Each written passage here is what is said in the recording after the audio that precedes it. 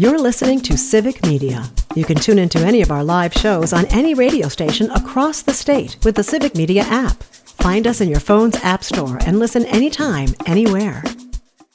Good morning. Welcome to Matt Nair on Air. Jane Matt Nair, Greg Bach, and Calvin Butenoff coming to you live from our studio at Radio Park in Racine.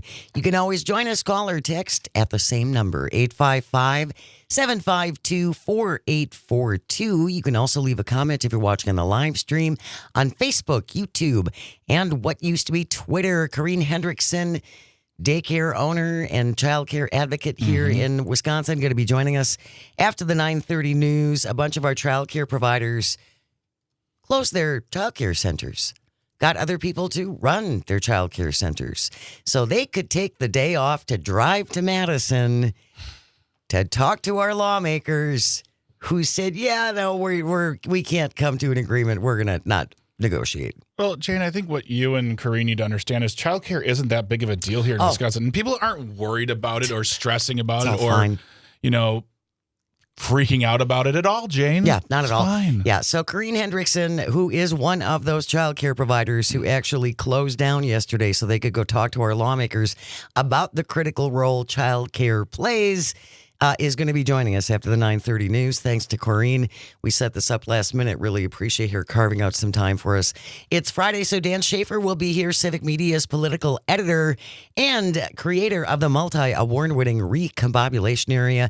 Dan will be here after 10 o'clock. A number of things we're going to kick around with Dan, including how the budget impasse is affecting Governor Evers' decision on whether or not to run again. Rebecca Cook, who is running against Derek Van Orden, got kind of a surprising endorsement. Huge endorsement. And then Dan has some thoughts on Summerfest. Stirring up controversy again. That Dan Schaefer, I'm telling you. He's a rabble-rouser. I've said it before. He rouses rabbles, and he gets awards for doing it. He does. So Dan will be here after 10 o'clock, and then we'll wrap up the show, as we always do, with This Shouldn't Be a Thing. Calvin found it. This is the I'll Be Checking Out Early edition. Put the kids to bed for this one, folks. Ooh, stick around for that. That is coming up at the very end of the show. Want to start off, though, with this. Free Ticket Fridays are back. So grab your phone, open up the Civic Media app, and text in the word BREW, B-R-E-W. Text in the word BREW right now, and you are in the running for a 4-pack of Milwaukee Brewers club level tickets. They're really great seats. Oh, geez, yes. They're cushy, and you have special access to different food areas, and you have dedicated bathrooms. And also when you walk in that section, it's carpeted. Yeah. It's carpeted. It's pretty nice. Yeah. So text in the word BREW, B-R-E-W, BREW is the word. You have until 11 o'clock to text that in via the Civic Media app. And then Tom Hartman's show will have a different word for you from 11 to 2. The same with Todd Alba from 2 to 4 and Maggie Dawn from 4 to 6. It's our Free Ticket Fridays back here on Civic Media. The word for the next couple of hours until 11 o'clock. Text in the word BREW, B-R-E-W. I love to see those coming in. Richland Center checking in. Wauwatosa, Fitchburg, Superior, Cross Plains, Franklin. BREW is the word, B-R-E-W, and good luck. We're going to talk about this for a little bit. Summertime. Today, the first day of summer officially kicks in, like 11 o'clock tonight. Weather is weird. That's just it's the solstice. Well, it's the solar system, and then also there's meteorological summer, then there's summer, then there's solstice summer, then there's summer sausage. Please, someone clear it up for me. Yeah. So summer officially kicks in today, and this is something that we've talked a little bit about, but this is going to be an increasing problem unless, again, we can find some way to fix our immigration system. So this is from the Milwaukee Journal-Sentinel just from a couple of days ago. Sophie Carson with the byline, Wisconsin tourist towns need students with J-1 visas. Trump's pause scares businesses. Think about all the tourist areas in Wisconsin, especially Wisconsin Dells. Yeah. And Dells has been doing this for decades. Decades and decades. Yes. Hiring kids from overseas just to work for the summer. Yes. Because there aren't enough of our kids. And I want to say this too. It's not even a matter of the common argument of there aren't enough people to do the work. Wisconsin Dells is a vacation destination driven community. Even if there were enough, there still wouldn't be enough. You know what I mean? They need so many workers that it would just be almost impossible. So, yeah, this is what they do. Wisconsin is particularly reliant on these specific J1 summer worker visas to support the seasonal businesses. Wisconsin is fourth in the country in the number of J1 summer workers. Last year is more than 5,300. Yeah. Filling those jobs. Keeping those businesses going. Mm-hmm. Employers say they cannot find nearly enough local high school or college kids to fill out their jobs. They would have to limit their hours and shorten their seasons if they don't have this help. Most international students do these interviews for the jobs and their visa interviews months and months ahead of time. Yeah. It's not like this happens in April, for the coming season. So at least for this summer, everything is expected to be fine. Those visa processes, that's already happened. And again, summer's underway now. But hiring managers, again, according to this article in the Journal Sentinel, hiring managers are concerned if the students whose summer breaks fall at different times of the year, because they do have some for the fall and winter season, could be at risk. And they say next summer could be an absolute nightmare. Well, and I think this is a great example. The policies are not thought out. There's no long-term planning. They're just going to cut, slash, get rid of everything. Then they realize, oh no, we can't do this. It's not good. Businesses, people who may have voted for us, are in trouble. So let's help them. Fine, let's help them. But this just shows that they need to think about this further down the road. And we can't do this. We can't do this every summer either. It can't be all right, well, it's we're coming up on April. We're coming up in May. So our J6 visa is cool. It's good for this summer. We'll see. We'll do something. You know what I mean? There needs to, again, this goes back to clarification, long-term planning. And businesses cannot plan. No. And they need to plan. They need to, I don't know, like make budgets and stuff. Yes. I just think that these kids, this is a smaller example of it, but these kids are once again doing exactly what people have said before, and we talk about it now, in my opinion, too much, but they're doing it the right way. They're applying for the right visa. They're talking to the businesses. They're doing the interviews. They come here legally. I don't know if they can stay afterwards, if they can extend it, or what the deal is, but everything that's being done is being done legally. There's no reason not to make this a permanent process so it's not messed with. No one with a J1 visa has to worry. Businesses don't have to worry. And they can plan ahead. Because also, and I don't want to be a doomsayer, but we're seeing now what's going to keep ICE from rolling up into the Dells this summer and just snatching people away. And if you dare say to me, but they have visas, we're seeing examples all the time of people who have visas, stay orders, citizens being taken away and deported, and sorry, we messed up. Yeah, whoops. So I'm glad this is happening. I'm really happy this is happening. Wisconsin Dells is a fantastic and fun place. It's not just the Dells. It's Door County. Yeah. There's all kinds of areas around the state that hire international kids to work for the summer. Jamie Blossom is one of the managers at Al Johnson's restaurant with the goats on the roof. Yeah. Yep. She says, as far as next season, honestly, I'm extremely scared. If anything changes, this could crush, and I mean crush, so many businesses across the country. If we didn't have these 30 J1 employees, we couldn't serve 1,200 people a day. Oh, my God. Yeah. Yeah. Feels like this feels like what some would call an easy fix. You just make the process simple and easy.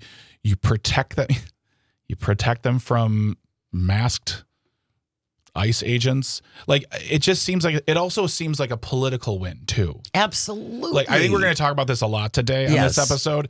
There are things out there that are easy political wins, things that people agree with. And when they benefit the business, they benefit the customers, they benefit the people with the visas. Benefit the state. You can get in a town hall and say, this is what we're doing. This is how we're protecting you. This is how we're helping to grow. This is what we're doing on behalf of Wisconsin businesses. Look what we did for you. And apart from being the right thing to do, it's also politically feasible and good for you and will get you votes. That's a little bit of free advice from Greg Bach. Sue from Franklin texting and listening on WAUK. Yep, we've been here all week. I'm assuming in the Dells. We've met many wonderful young people from all over the world. Many say they come back. They have come back several years in a row. Mm-hmm. She also said, "Greetings from our cabin in Door County. Luckily, I have the app, and so I can still listen to you guys. Well, thank you very much." And she sent a lovely, gorgeous picture. Oh, nice. Thank you very much. Oh, Sue. that is a beautiful picture. Yeah. Yes. Makes me want to get on the road or something. Again,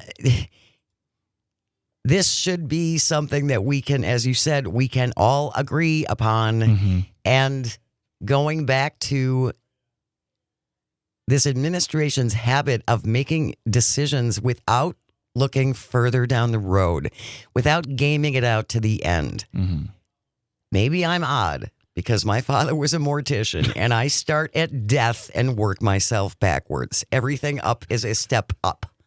Okay. But I am a worst case scenario person. And I would think when you are making decisions about immigration and things like this, you sit down with your group of advisors and you talk about potential ramifications from these decisions. They haven't done that in any of these instances. No, and honestly, Jane, I don't think they will. And you know, because I think part of the milieu, the appeal of the Republican Party, the Trump era Republican Party specifically, is the gut. What's my gut saying? Oh, I got to take care of this. My gut's telling me to get rid of all of them. Well, because my gut is telling me that there are hundreds and hundreds and hundreds of illegal aliens that are voting. Okay, Mike Johnson. Do you know what the gut doesn't usually mess with?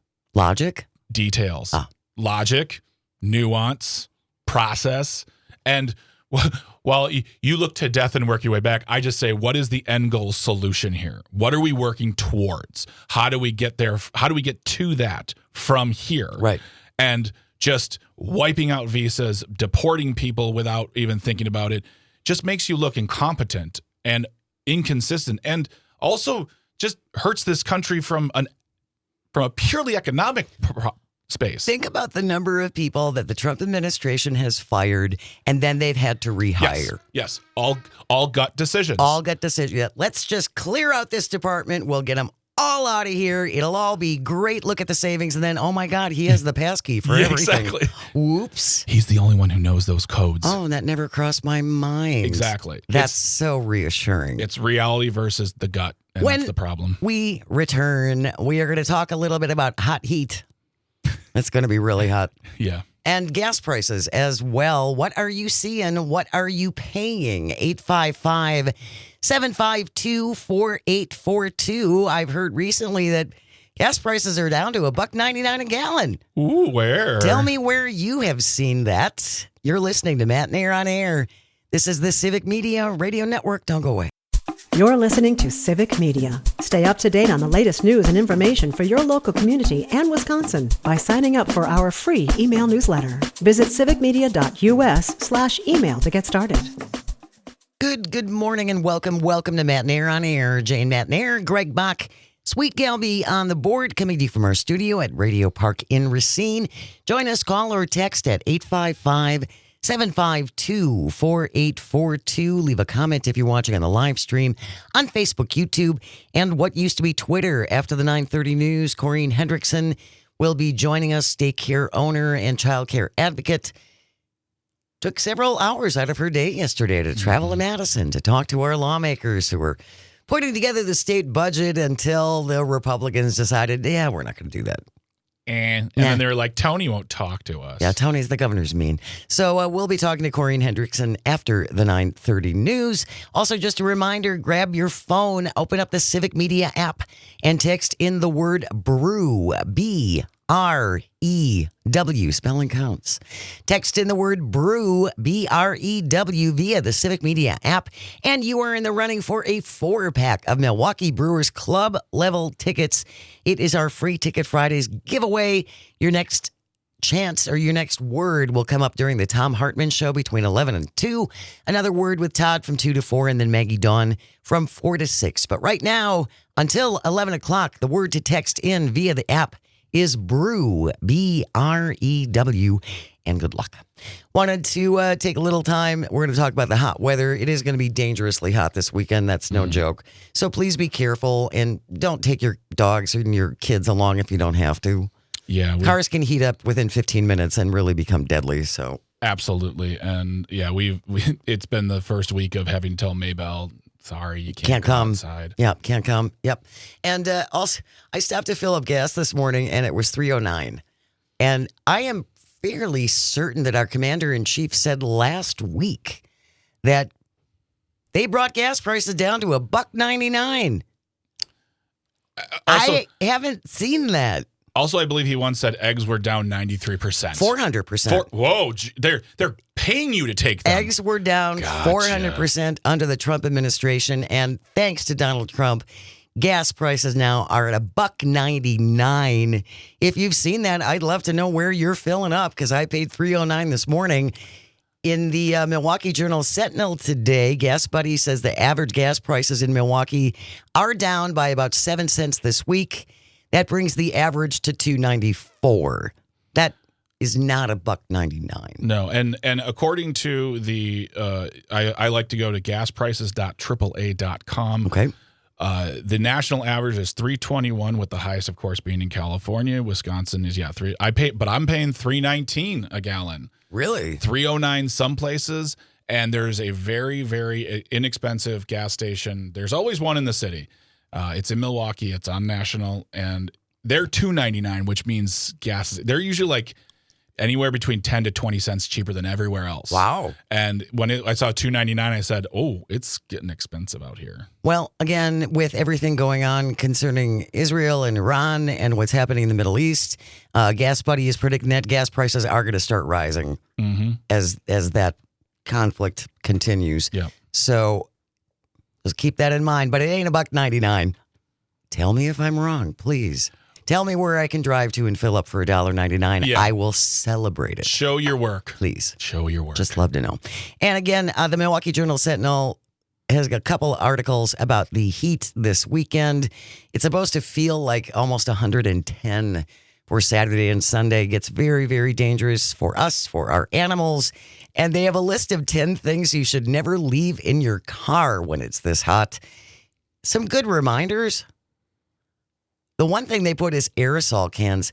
Do we have aerosol cans anymore?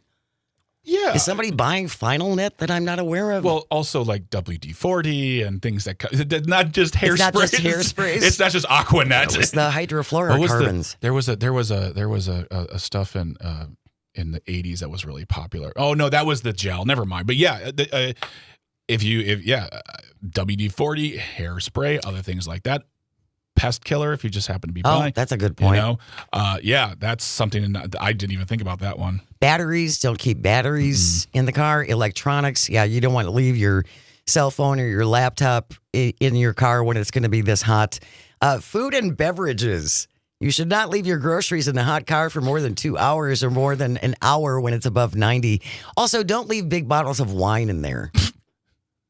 Jane, do you have an experience? I learned the hard way. Okay. I went with a friend. We took her boat out a couple of summers ago. It was very, very hot. Mm-hmm. And I had just parked in her driveway, and we jumped in and took the boat. And I was probably gone 4 or 5 hours. And I had hit the liquor store beforehand, and I had one of those big bottles of wine. The jug? Was it Prosecco? Were you drinking sweet wine on the lake? No. And I came home, and the cork had popped. Yeah. And the whole bottle of wine was in the back of my car, so I drove around smelling like a bad distillery for a couple of months. No, officer, I haven't been drinking. Are you sure? I could smell you in Oconomowoc. It's just my upholstery that's been drinking. So don't leave my 7-Eleven egg salad sandwich on the dash of my car overnight. Good idea. Yeah, don't do that. Cool. Also, don't keep your meds in the car. Plastic bottles in the heat can leach even more plastic into the liquid that's in it. And then this just makes me laugh. It says sunscreen. Sunscreen exposed to high temps can shorten its shelf life. Well, doesn't that mean when you put on sunscreen and you go outside, it becomes less effective? Sure, Jane. I'm just. If you open your mind, man. Sunscreen. Why are you trying to screen us from the sun? The sun's the truth. Sunscreen exposed to high temperatures can shorten its shelf life. The whole point of this is, please, just again, as a reminder, please be careful this weekend. It is no joke when it gets this hot. Yeah. And as Brittany Merlot told us yesterday, too, with the heat affecting the pavement, dogs' pads can burn. Yes. They seriously can. Yes. So just be careful for you and your pets and your neighbors and all elderly folks and young kids, and just be careful this weekend. Be careful. Please. News is coming up next when we return. Corrine Hendrickson will be here. We're going to talk about childcare in Wisconsin. Stay close. You are listening to Matt and Air on Air on the Civic Media Radio Network. Good morning and welcome to Matt and Air on Air. Jane Matt and Air, Greg Bach, the board lord, coming to you live from our studio here at Radio Park in Racine. You can always join us. Call or text. The number is the same at 855-752-4842. Leave a comment if you're watching on the live stream on Facebook, YouTube, and what used to be Twitter. Free Ticket Fridays are back. The word to text in right now via the Civic Media app. The word is BREW, B-R-E-W. So grab your phone, open up the Civic Media app, text in the word BREW, B-R-E-W, by 11 o'clock this morning. You're in the running for a 4-pack of Milwaukee Brewers Club level seats. Good seats. Free Ticket Fridays, your next chance then with a new word during Tom Hartman between 11 to 2. Todd Alba 2 to 4, and Maggie Dawn from 4 to 6. Free Ticket Fridays, but our word right now until 11 o'clock, the word to text in is BREW, B-R-E-W. Delighted to be joined by Corrine Hendrickson. She is a family child care provider and a child care advocate who carved out some extra time for us at the last minute this morning. Good morning, Corrine. Are you able to hear us? Good. Yeah, my internet's getting kind of wonky. So if for some reason I click out, I'll run somewhere else quick. No problem. We understand how that goes. I know that you actually shut down your daycare center yesterday so you could go to Madison to talk to lawmakers about funding childcare, and then our Republican lawmakers essentially decided, yeah, we're not going to negotiate. We don't want to do this, so they just walked away. Yep, that is exactly what happened yesterday, and it's kind of disturbing that is, what they think is okay to do when that's their job. Corrine, we're going to have you call in. Give us a call instead because we're having some internet issues. 855-752-4842. Corrine, if you want to give us a jingle instead, you can join the show that way. 855-752-4842.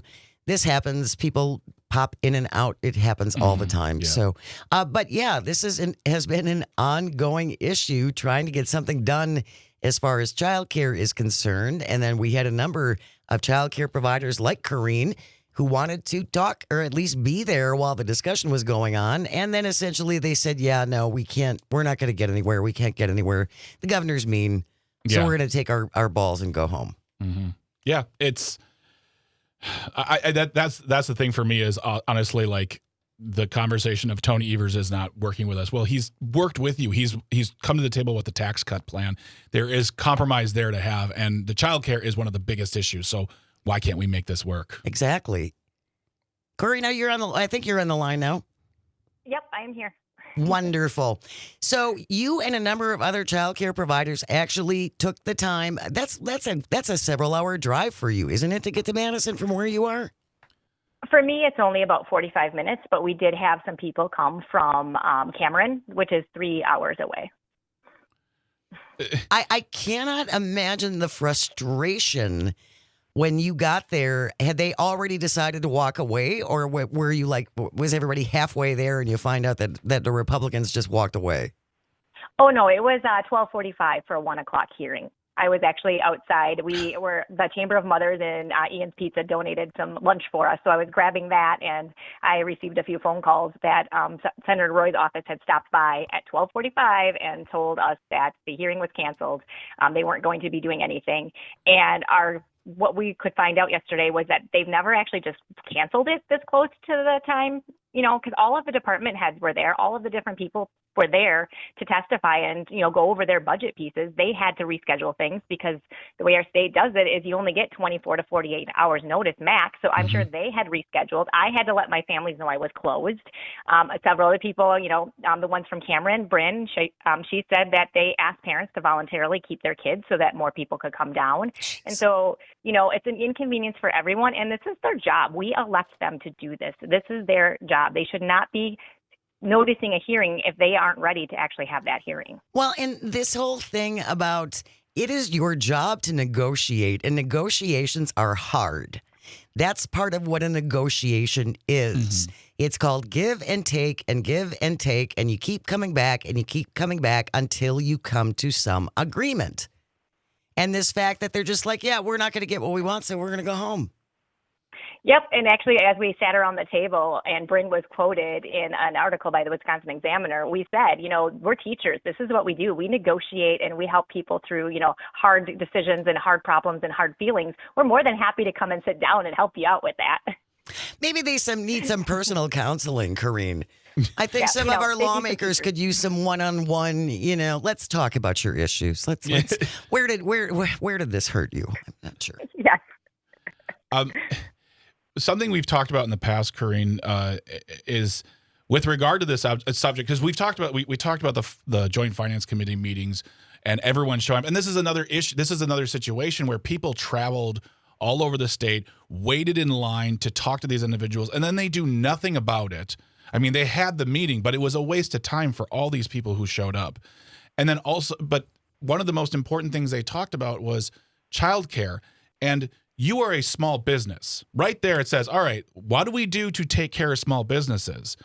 And I keep on going back to the notion of if we help these small businesses, we can go back to our voters and say, this is what we did for you. It just always seems like a win-win, but they just don't look at it that way, or they just don't care. Oh, absolutely. They're looking at shutting down 1,000 small businesses in our state because there's 4,000 child care programs and 1,000 is a quarter of them.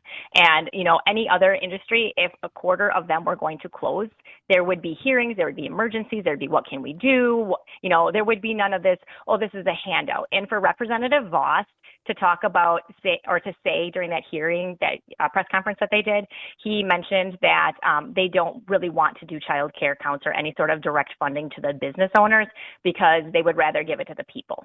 And I thought that's interesting because you aren't increasing food stamps, you aren't increasing subsidy for childcare, you're not doing any of the things that would be actually direct money to the people, and you're against the welfare state. And then he went on to say that would be like giving the money to the grocery store owner and hope that they lower the price of carrots and eggs. And I thought to myself, we're the farmers in this situation, in this scenario. We're not the grocery store owners. We don't sell the children. We are the farmers. We are cultivating the children. We are, taking care of them. And we subsidize farmers and ag like crazy so that people can afford and access food. So we are the exact same situation for people to access work, to access schooling, to access all the things that they need and have their child in a safe place to learn and to grow and be cared for and loved. I'm also going to point out a fallacy in Robin Voss's argument too, the whole giving the grocery store owners the money and hope they lower their prices. That's trickle-down economics in a sense, and that's what they're all about. They're about giving the wealthy all the money, and hopefully it will come down on us someday. That it is. We've been hearing this for 40 years. Everything he says is.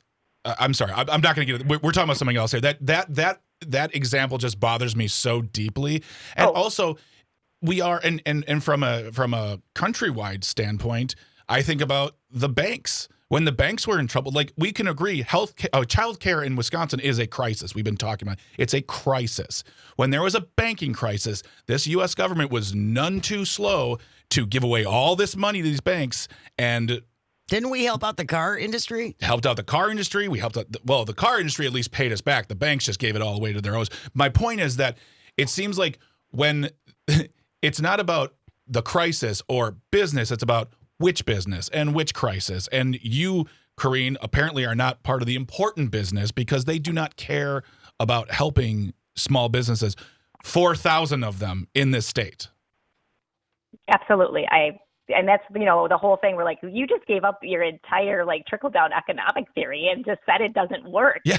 That there was so much to unpack in that one statement that he thought was such a great answer. Yeah. If you're just joining us, Karine Hendrickson is our guest. She's a family child care provider and a big advocate for child care providers here in Wisconsin. And we're talking about the fact that Wisconsin Republican senators yesterday just walked away from budget meeting going, there's nothing we can do. Yeah. So we're not going to do anything. And going back, Karine, to talking about what they had suggested, they had already suggested giving employers a break if they put in childcare facilities, right? Oh, yep. And doesn't that seem like the same thing? Yeah. Oh, also, how is that not? Karine, let me ask you a question. In your travels as a child care provider, I mean, I'm sure you spoke on the topic of businesses providing childcare. I mean, I imagine that if you worked for a company and they're like, we have free childcare, you're like, I want to work there. Great. That'd be amazing. But do businesses really want this? Does a business who's like I have other things to do with? I have a plastic company. Do I really want to get into childcare? Because they can't just empty out a conference room and put some toys down and be like, there you go. They have to go through a process of, they probably have to be licensed to do it or find someone who's licensed. These businesses aren't concerned about tax credits for opening daycares.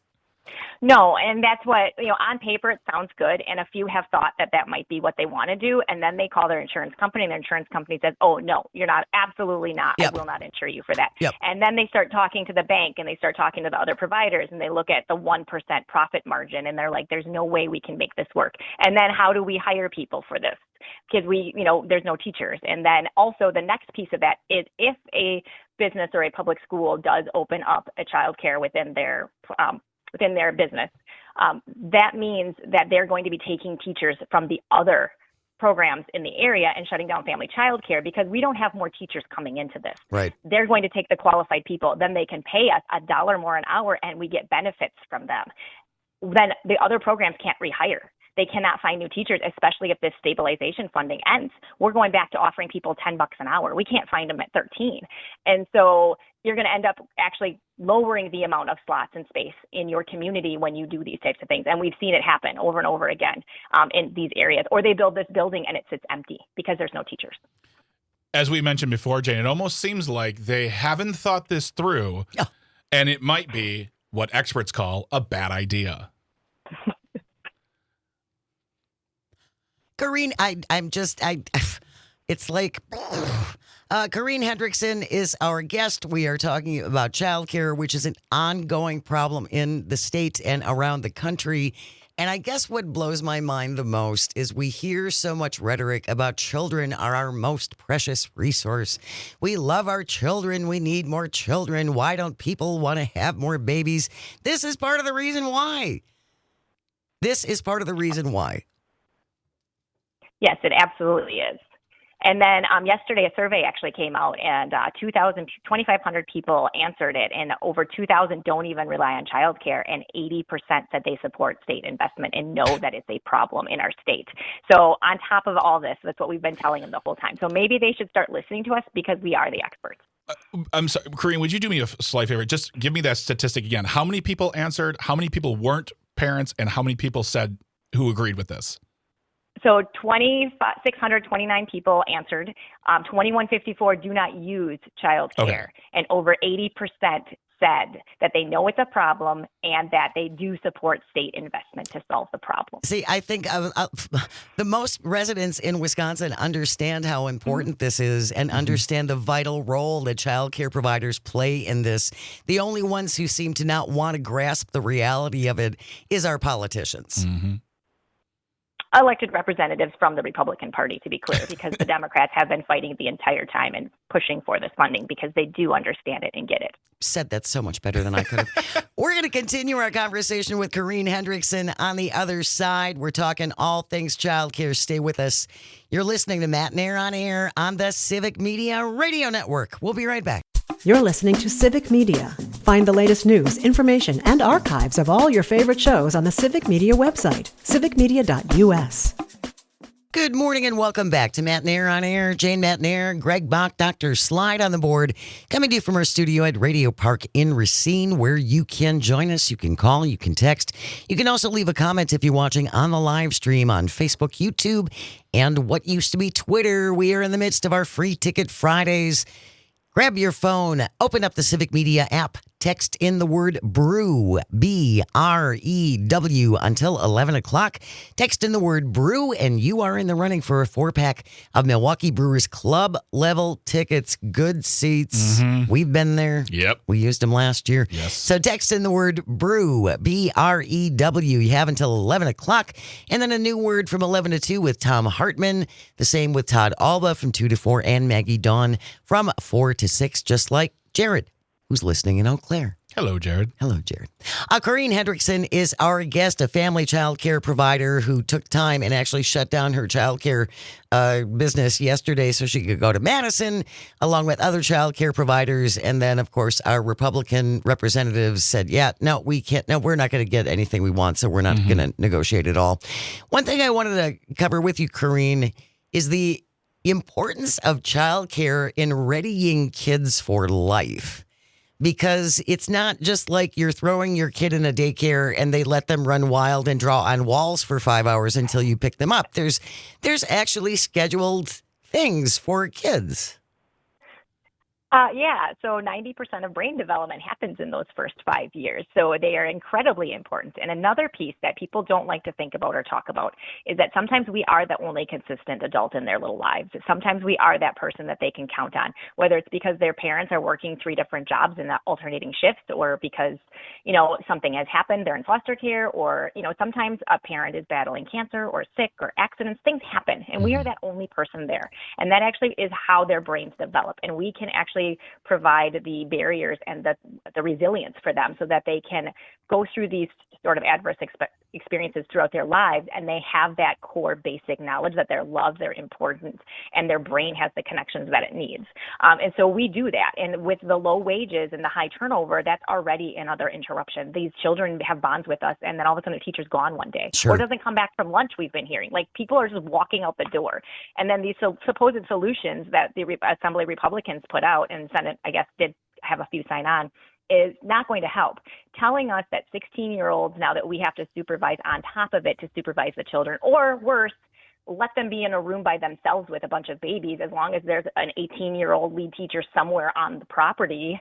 Like, what are you thinking? Like, there is a place for 16-year-olds if we do a true apprenticeship program where they are being mentored and taught and, also be guided through their experience so Right. that maybe they stick around. But when you're only paying them $13, they're not going to stick around. They're not even coming in. They can go anywhere else. And we could do an apprenticeship where the state helps pay for that mentor and helps pay for that child to learn and be an apprentice. We're not doing that. That's not what they're looking at. And the same thing with the family child care. They're wanting to give us more work with this to earn the same amount of pay. And before COVID, I made $20,000 a year. I was looking at getting out because I could not stay and justify continuing to do that to myself and my family. And so once COVID hit, my wage increased substantially. We lost half of that. So then my tuition went up $65 a week to offset that $10,000 Sure. loss. My tuition's going up another $50 a week to offset the next $10,000 loss, because I refuse to make and earn $30,000 a year working 50 hours a week with children. How am I going to make it? Yeah, I can't make it. And I have heard of so many family child care providers who know that they cannot raise their rates enough. They're getting second jobs. That's not okay. We are already working 60 hours a week, and we're gonna take on a second job so that our parents can afford to stay with us because we care about these kids. It's not okay, and it needs to stop. Well, and again, no one is going into childcare because it's so lucrative. So you can buy a Lexus. That's not why people are going into this business. You're doing this because you love and care about the development of children. Yeah, absolutely. But at the same time, we should not have to sacrifice ourselves. We should be able to earn a living wage. And for so long, that's what's happened. And that's one of the things I keep getting asked by Republican representatives when they actually will take conversations with me is, how did this work before COVID? I said, because you relied on desperate women with young children to start their own family child cares or to go work for a group center so that their child would have care and they could earn a little bit of money. And this is not okay, and it needs to stop, and it never was okay. And it is stopping. People aren't doing it anymore. We've basically been on a slow strike for the last 15 years. Yeah, you make a really good point, though, Corrine, in that this assumption that everything was fine before COVID with childcare.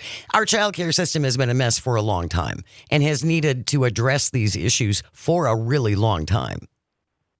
Oh, absolutely. It's never been okay. We lost 6,000 child care programs between 2010 and 2019. This was never anything that was doing well. And, during all of this whole process, the last 5 years, we have proven that this pilot program of ensuring that the teachers could get paid a little bit better without outpricing parents worked.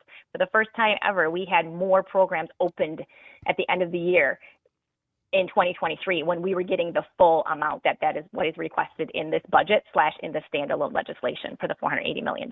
And we're still not talking about people who are making $60 an hour. That's not what we're talking about. We're talking about, I don't know, just a reasonable living wage. We're actually talking about we're fighting for $13 an hour for our group centers, and we're fighting for our family child care to stay around $8 an hour. Yeah. And we don't even have enough time to go into the statistics that show that children who are getting good child care can get better educations, can go on to become productive people of society and add to our economy. Like, it's all a part of that plan. Absolutely. Which we could talk about another time, but this has been a fantastic discussion. This might be a good time to, I don't know, potentially call your lawmakers. Jane, and what do people do? let them know how happy you are that they couldn't even bother to stick around yesterday for all these people who showed up. Go to myvote.wi.gov, put in your address. All their phone numbers will come up. Give them a couple calls today. I think that would be worthwhile. Yeah. Corrine Hendrickson has been our guest. Thank you so much, Corrine. Let's stay in touch. I know we'll get you back on, hopefully, with some better news soon. Hopefully. Thank you so much for covering this. Take care. News coming up next. Dan Schaefer will be here after that. You're listening to Matt Nair on Air on the Civic Media Radio Network, myvote.wi.gov. The national news cycle never stops, but it can be hard to find news about your local community. Civic Media is dedicated to providing quality local and state news coverage across Wisconsin. With the Civic Media app, you can get notifications about local stories that matter to you and your community. Find the free Civic Media app in your phone's app store and choose notifications from the menu to tell us what kind of news you want to hear about.